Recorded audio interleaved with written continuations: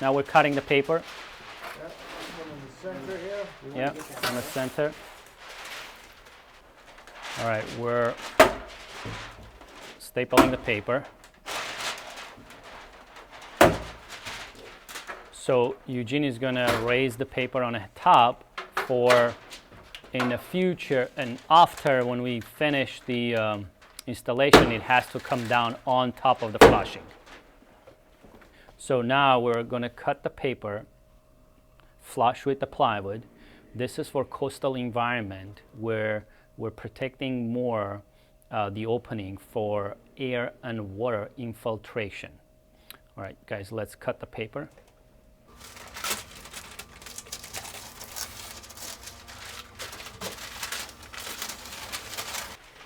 Okay, this is ready for coastal environment installation.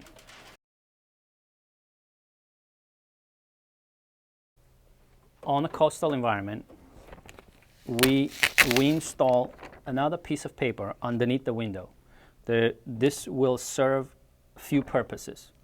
The one, if you building traditional Cape style house, it will allow your siding go underneath this piece of paper, which will allow any water gets on this paper will be over your sidewall shingles. Your siding will go under this.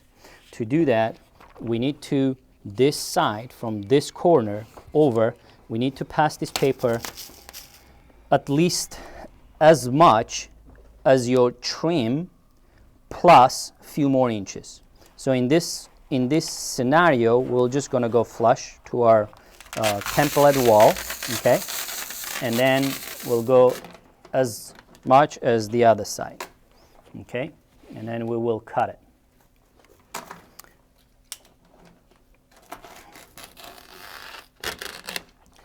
Okay, we will hold this flush,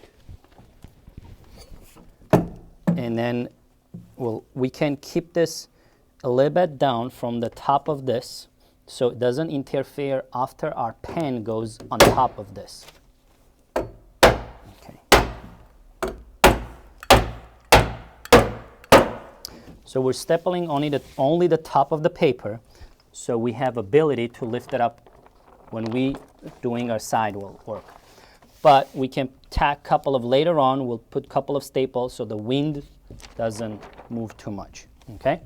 So this is the layer. The reason we're using this particular paper, you don't have to use this. The only reason we're using this because it's thinner, doesn't have too much build out underneath the window, and on a windy environment, it doesn't rip apart. This is actually, in our experience, worked out really well, so we don't lose it in the windy areas, and it doesn't give too much build out. Okay, so we're going to go next step. So now we are installing our pen for the window, which will measure the opening RO, and then we're going to add 12 inches on top of the RO, which means 6 inches on each side will go up. So you can use different type of waterproofing underneath, different type of pen for your windows, which can be metal pen, plastic, or flexible or liquid. In this case, we are going to use flexible pen system, which is a Type-R Flex, and then we're going to have that to be cut an exact size that will be measured plus 12 inches. We are measuring our Type-R Flex for our pen. All right, now what Eddie is going to mark is he's going to leave the paper on the back of the pen. This is the reason for when we install the pen, it doesn't stick the other side of our opening, which means interior side of the opening, so we can fold it up to create actual pen. So we're measuring 6 inch, just enough on both sides. We know our paper already cut to that size, but just in case. Removing only the bigger section. The smaller section, we're keeping it for later use. We're removing only big section.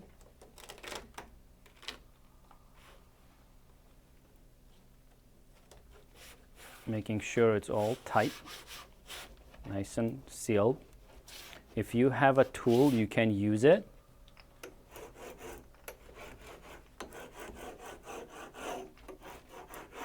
To create better bond.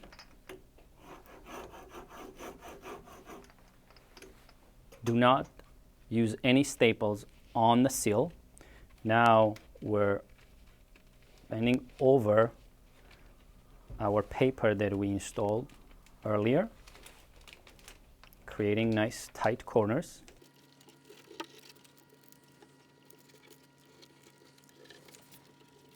We're making sure that the paper on the back doesn't come off and it doesn't stick on the back of the opening. It should stay nice and flat in this situation, so it will allow us to use shims underneath the window if we need any. So we're installing a second layer of the paper. The reason it's two reasons we're doing this paper for. Let him finish. I will go explain.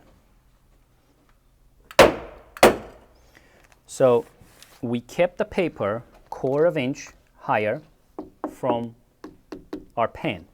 The reason we did the second layer, if any water gets on this pan, it will go behind the second layer paper and will be between these 2 layers of paper. And when our siding or whatever we use behind this, the water will drip between this paper. So we'll be outside of the building. So this creates for us drainage system. And the reason this paper is long, about a foot, few reasons. If you're using traditional sidewall shingles, 2 courses will cover this. This will go underneath 2 courses. 2 courses will go over the paper and you will not see any black, which means you may have to adjust it, cut it back when you have those layers coming. We talked about the 1/4 inch, and this is height, and then next step. For normal installation, this opening is ready to install, which means we would have sealant all around, even on the bottom, because we already created our drainage system, which means we can now seal the bottom too, which means any wind comes from the bottom, it will not come in because it's going to be sealed, but because our paper is so long, we'll not be able to push any wind up, but any water on the pan will drain down. So I would like to show you how we would prepare the installation for coastal environment and do installation for coastal environment. And after that, I will add one more step to it if any one of you would like to prep the opening for passive houses. We're installing our flashing tape. We measure 6 inches, 7 inches down and about 6 inches high. The reason we did 6 inches high because our window trim is about 6 inches high, so we'd like to pass the trim. And we leave about 1/2 inch, 1/2 to 3/4 inch into our, so the paper can bend into our opening. This allows to seal between your plywood, exterior sheeting, and your structural framing.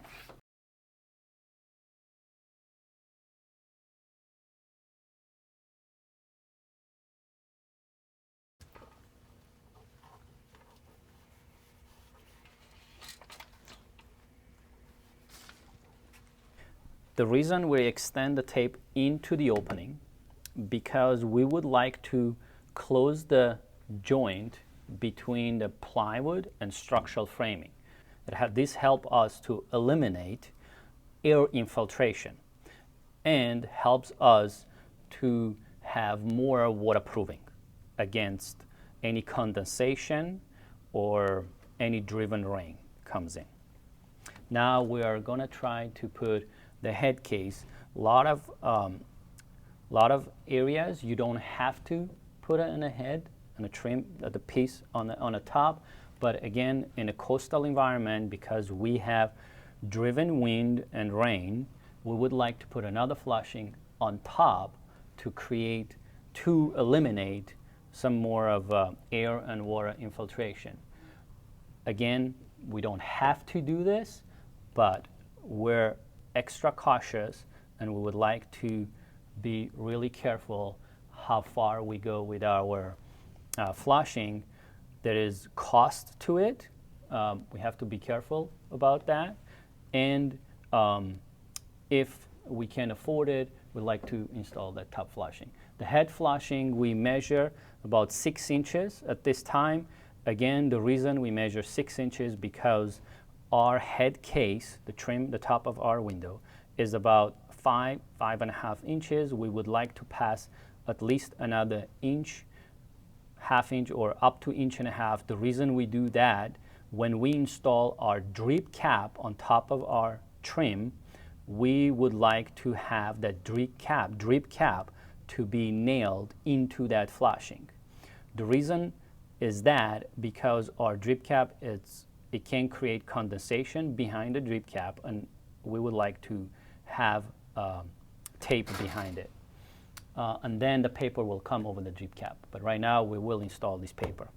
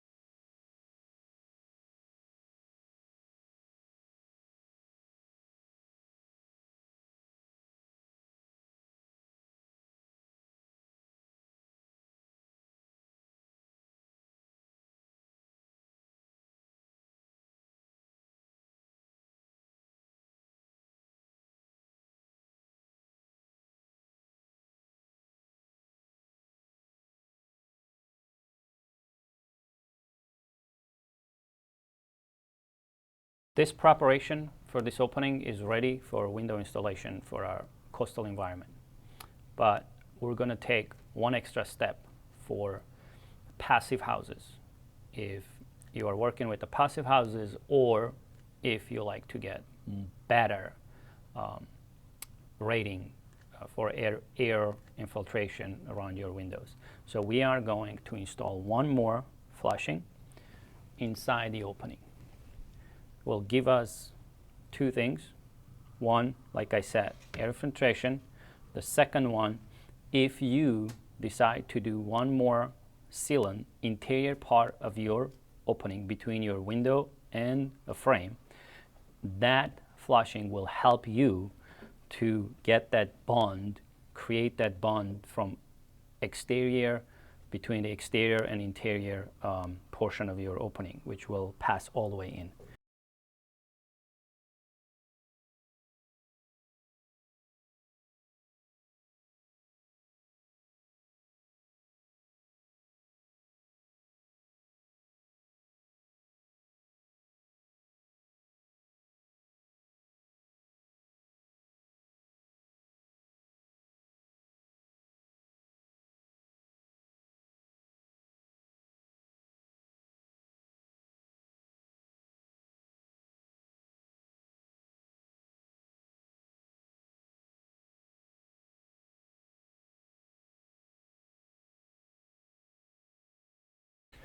So this opening is ready for installation.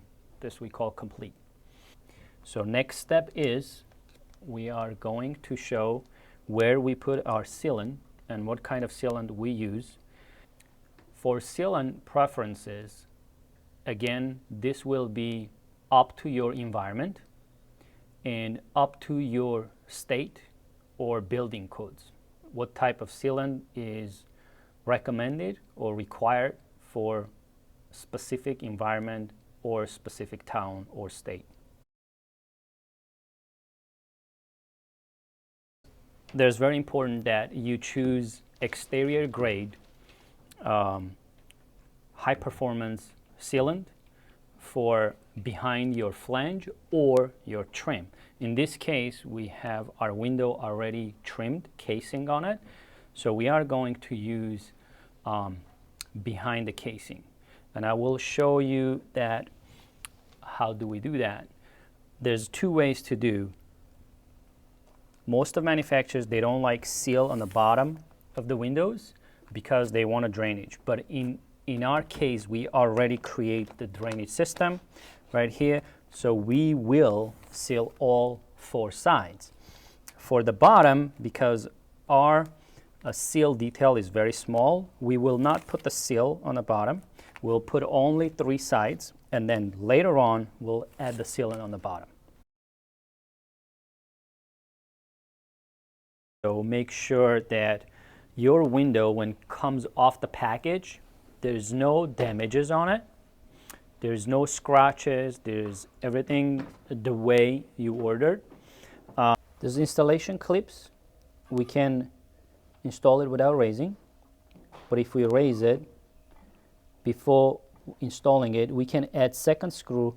The second screw we have to make sure it doesn't pass the window frame, which is right at this point. This is our extension jamb. We need to make sure we don't hit the extension jamb. We get into our frame, and screw can't be longer than 5/8 because we don't want penetrate through the opening, which you have more than 5/8, but I would like to go smaller screw. We're going to leave this way now. For the bottom of the window, prepping it, we are going to take out those specific ones on this window because the window is short. You will receive those clips on the wider windows or mold windows if there's 2 units butt together, mold together. But in this scenario, we are going to remove those, and I will show you what we need to do on the bottom of the window because of a seal. This particular window has traditional historical seal, which we need to accommodate for that.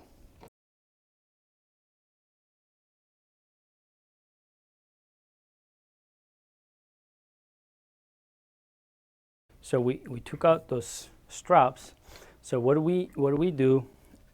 We cut 3/4 PVC trim board, just exterior trim.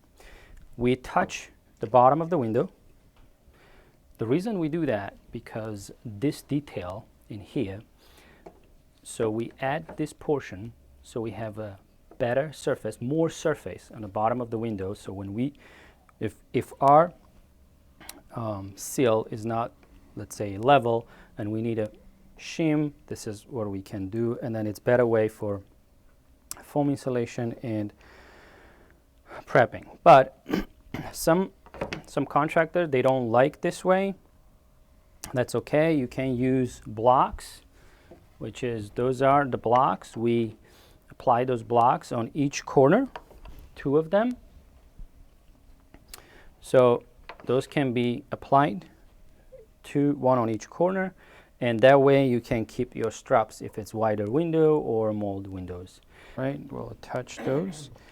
You cannot have too long of a screw, otherwise will penetrate your frame and get into your sash. You have to be careful how big of a screw you're using. So we're going to use some sealant on this piece.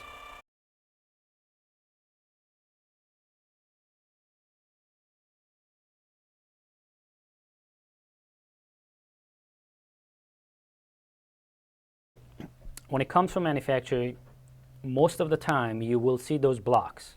The reason of those that during the shipping, the trim stays straight and doesn't break, and it's really good support. So we're going to remove those.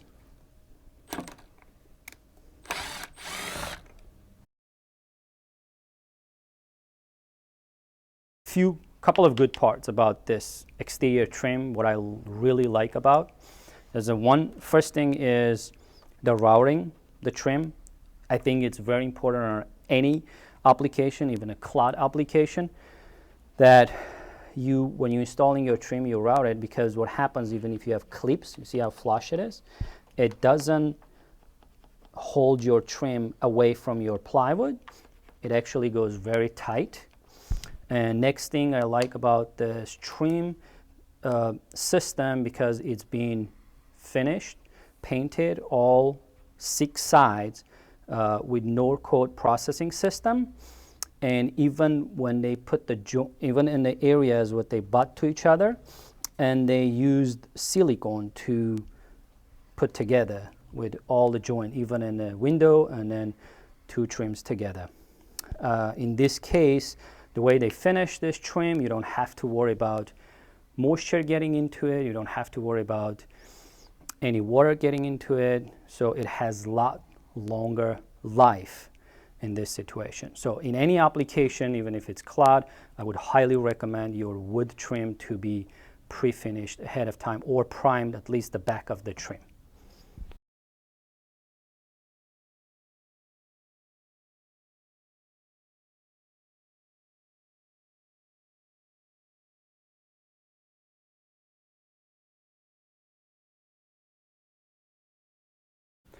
So we just applied a sealant all 4 sides. Again, the bottom in this situation, because of a coastal installation, we did on the bottom too, because we still have the drainage system that we created. So we don't have to worry if any water gets in the pan, it will drain out. But the reason we do this on the bottom, so there's no wind pushing water, wind-driven water cannot get underneath our seal and get into the pan. So we will install the window. Our trim is wider in this case. After installation, when everything is installed, plumb level, what are we going to do? We're going to go put one more sealant on the edge of the trim on the top all the way down. So we'll do that after.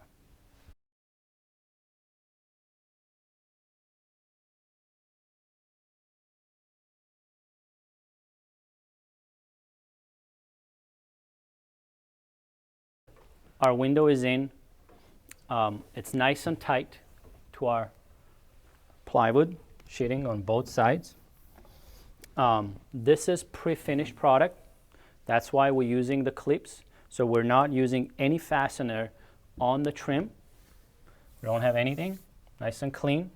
But now it's time for square, plumb, and level. So what I'm going to do is 1 screw temporarily to hold our window so we don't lose it. This is temporary screw.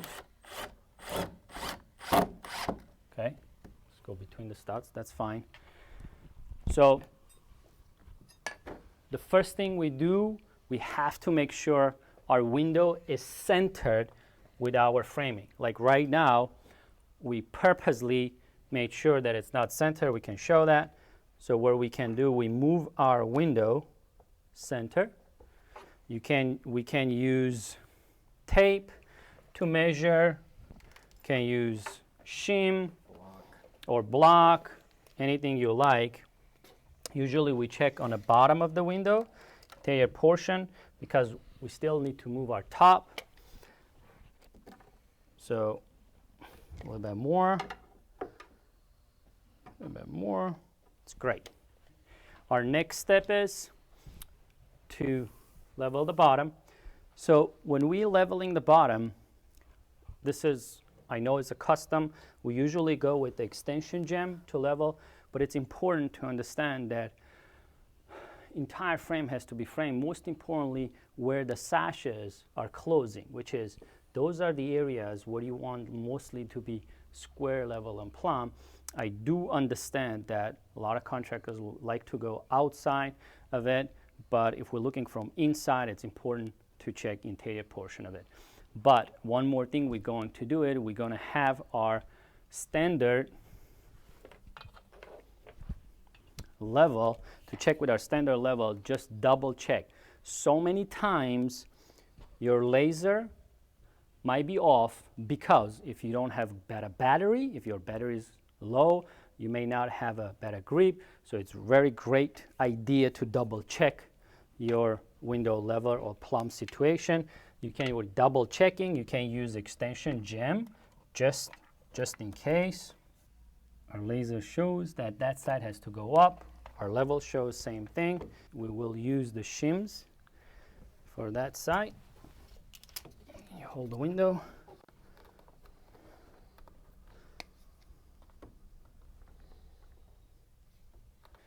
I can shim on both sides a little bit.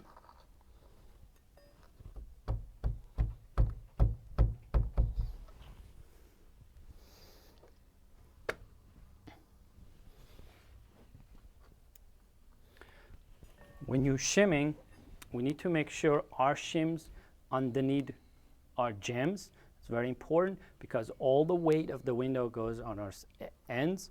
Please do not put the shim on the middle of the window. Make sure you have space underneath the window for 2 or 3 reasons.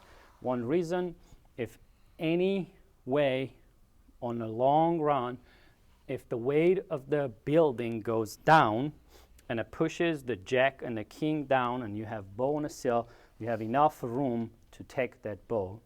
And you have a room for spray foam insulation or backer rod or caulking. That's very important. You have some space underneath your window.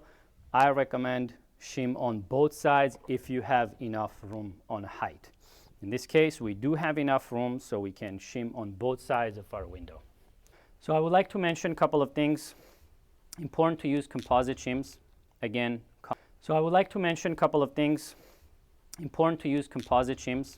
Again, condensation, any moisture, so we don't have movement. There's a couple of type of shims you can use. You can use the tapered one, or you can use flat. If you have mold unit, make sure you shim it only on the mold side where the second unit attaches to the first one. And now we are going to plumb the sides. If we look our laser, looks like that side has to go this way. What we'll do is I'm gonna bend this strap, move really tight. Actually, I'm gonna put an angle a little bit tight to this way because I need to move my window this way. I'm gonna put another screw, install another screw for safety reasons. I'm gonna remove this one. Before we start plumbing the side, I would like to, now we know that window has to come this way, I would like to shim the bottoms. Again, this is temporary, and so our window doesn't move because we already center our window. Center our window. So I would like to make sure that our window doesn't move. Okay. Now we can adjust it a little bit. Okay, good. You can put some temporary shims. Again, those shims are temporary. Back up. That's good. That's great. Okay. Now we have gray line on the bottom, gray line on one of the sides. What we usually do, we move our laser line, make sure we have the same line in here. If we don't, for example, every window manufacturer has some tolerance. We can maybe balance it or split the difference. So we'll check on the other side with our laser. Okay, in this case, both sides looks great. So what I like to do, I like check just in case, because my level, it's too tall. I would like to check on my extension jam, just in case, make sure that my laser is good.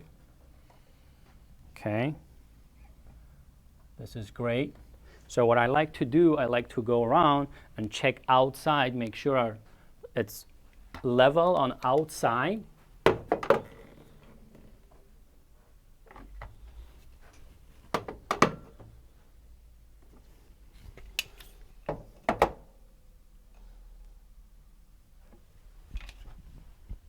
So my outside looks great. My interior portion looks great. There's one more thing I would like to check. I would like to check square. It's very important. It's more important to be square than laser or level, but we need all around. So a lot of people check their square with tape. They go from corner to corner, which is great. If you can do that, my recommendation is, again, to check interior portion of it. If you can, if it possibly can, reach to those corners. Make sure you check with measurement. Another tool that we use constantly, this is a squaring pull, which we use it a lot. It can go inside your window openings. It has numbers on them too to check. So the way it works, goes in the corner, goes in the other corner. You check it, you hold it tight, tie this up, make sure it moves. It's great. Take it out, and then check the other side. And again, goes in tight. There's no movement in it.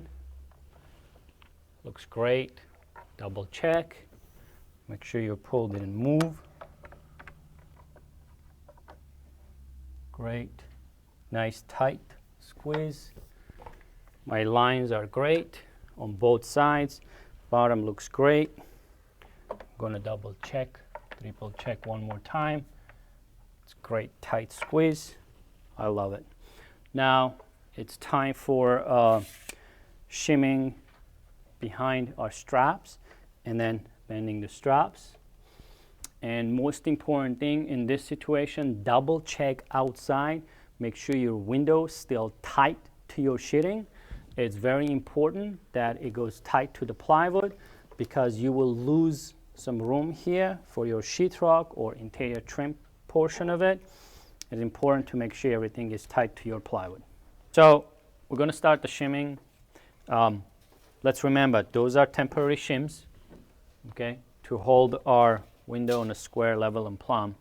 So those shims, we cut it short a little bit. The reason we cut it because we are going to put behind our strap, and the reason we cut it short because we want to make sure it doesn't hit the screw on the strap. So it goes enough to hit the screw and gets flush with our frame, so we can bend our strap square and straight.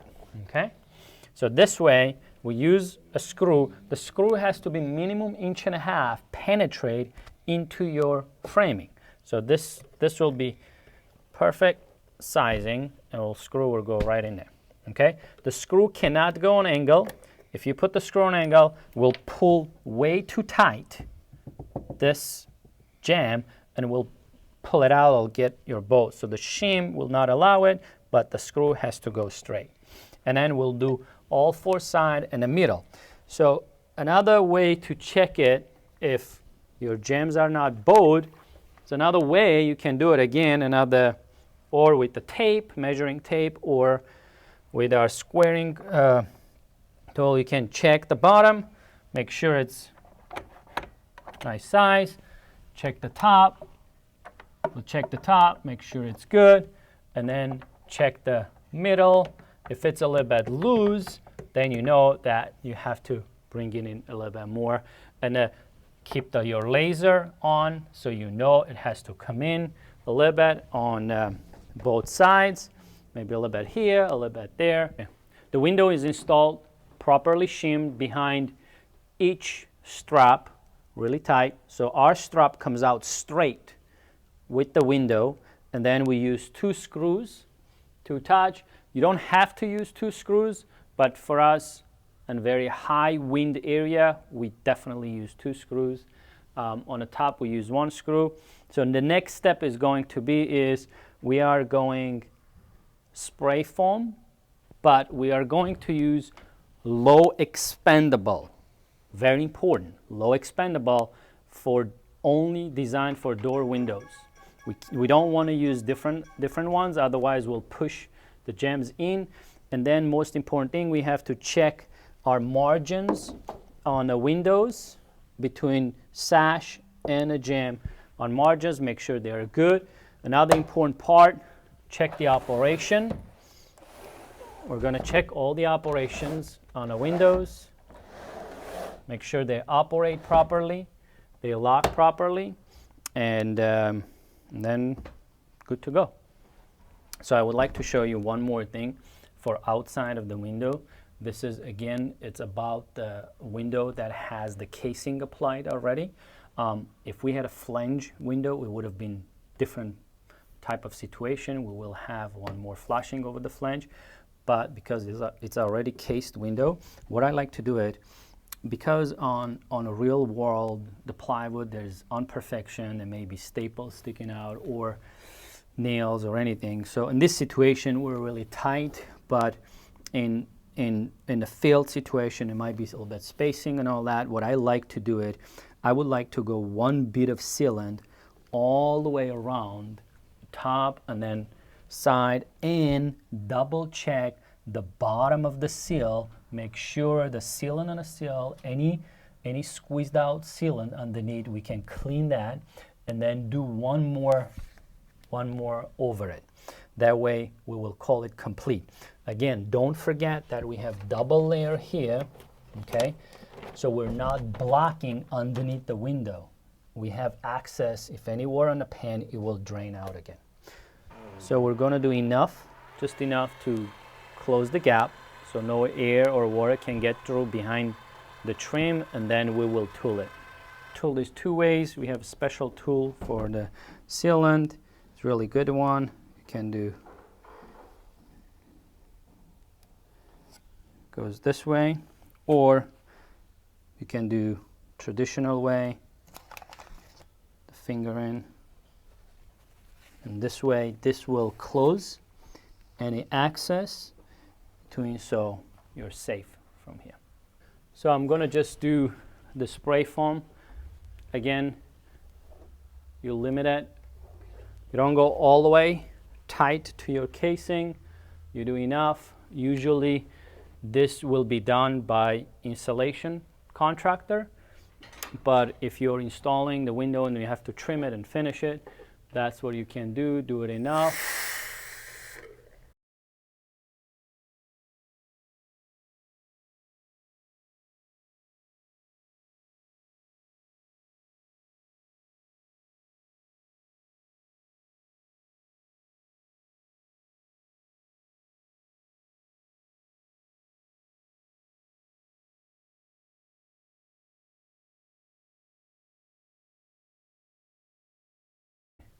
If you oversprayed and you got on your window some of the foam, you should let it dry. It will be easier to clean.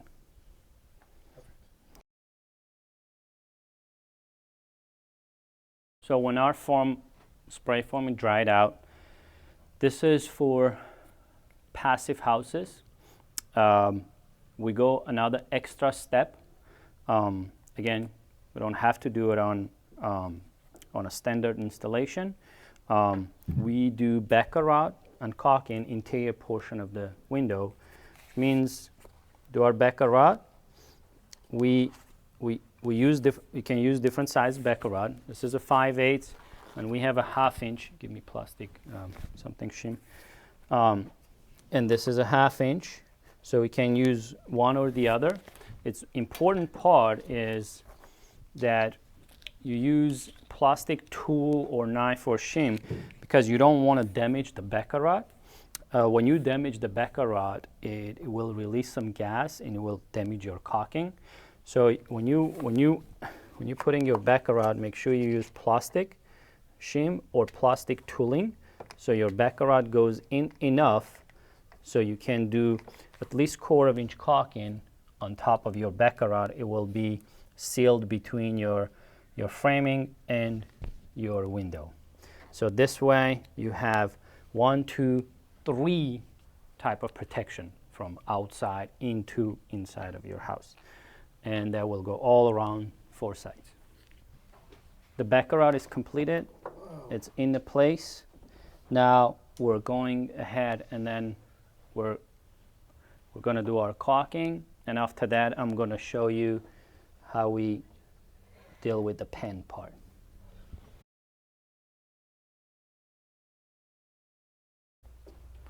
So right now we're going to start doing a sealant all around. And then when he's finished, we're going to tool it.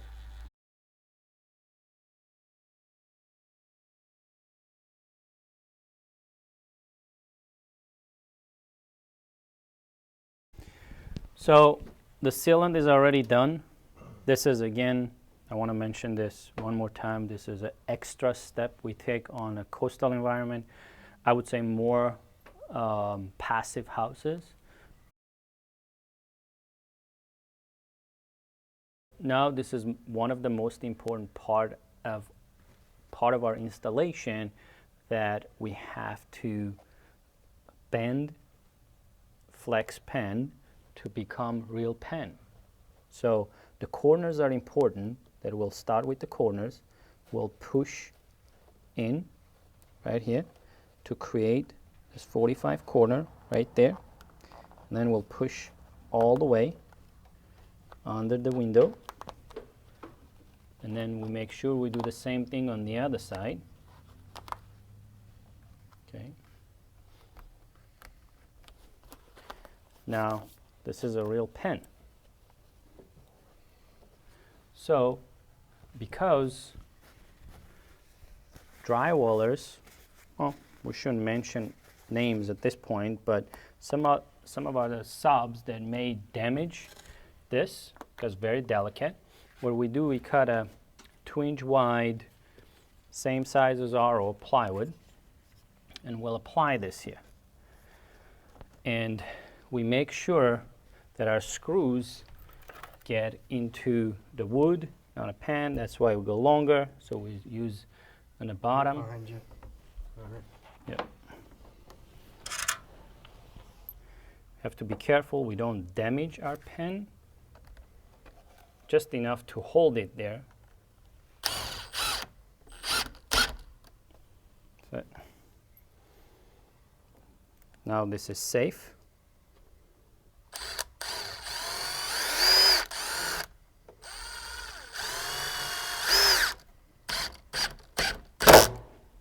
Okay.